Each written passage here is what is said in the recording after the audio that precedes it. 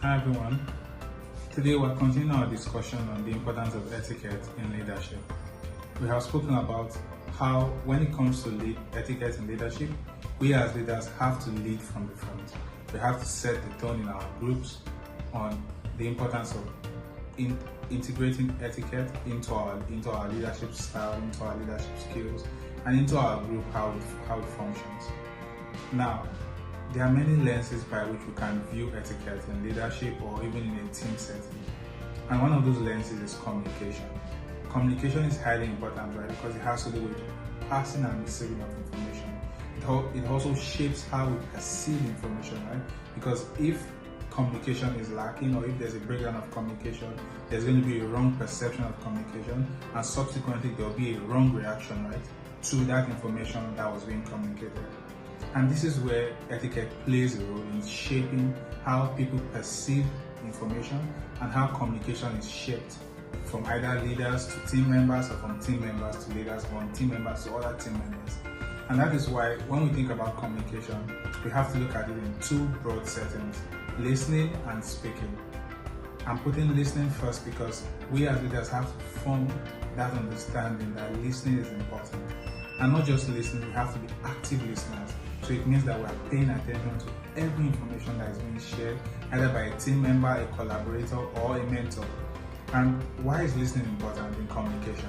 Listening allows us to take in the information in its totality, whatever nuances are accompanying that information, and then react, right? Speak to that information based on how we have then perceived it. So it means that as a leader, if a team member shares a certain information with us, and we're not listening properly, right? We're not actively listening. We're either scrolling on our phone, scrolling through Instagram or Twitter or YouTube or whatever social media platforms currently take people's attention. It means that we're not paying attention to such individuals. And so it can be seen as disrespect, it can be seen as disregard. And it also means that we won't be able to take in that information and act appropriately according to the information that has been sent to us. And this can trickle down to other team members of the group.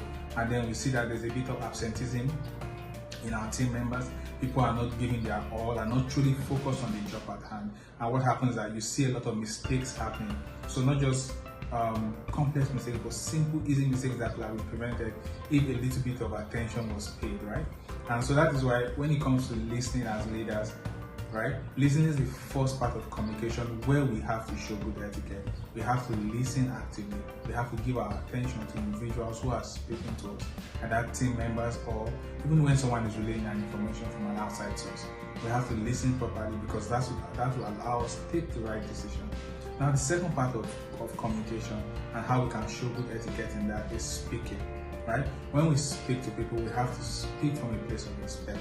We have to speak from a place of regard, irrespective of their position, be it a team member, be it a new recruit, be it a mentor or a more senior leader. We have to speak to everyone across the various levels of leadership or followership with respect, because only then will people perceive the information in the right way. Even when we are correcting team members, right? When we're trying to take corrective measures, when we're trying to restructure something that has happened, we also have to speak with respect. We have to speak with regard. We should not speak to people like they are nothing, right?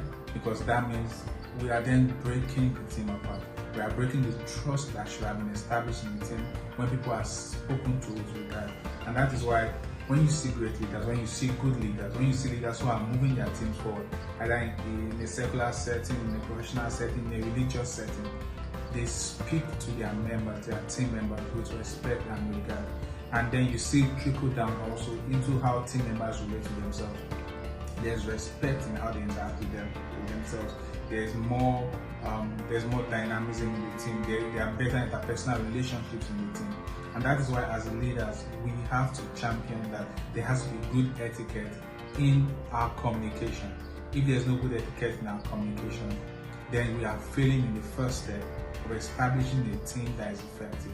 And that is why as we go through our leadership journey, as we go through our everyday interactions with people, we should constantly ensure that our communication, right, it portrays good etiquette. Our communication is uplifting of people, right?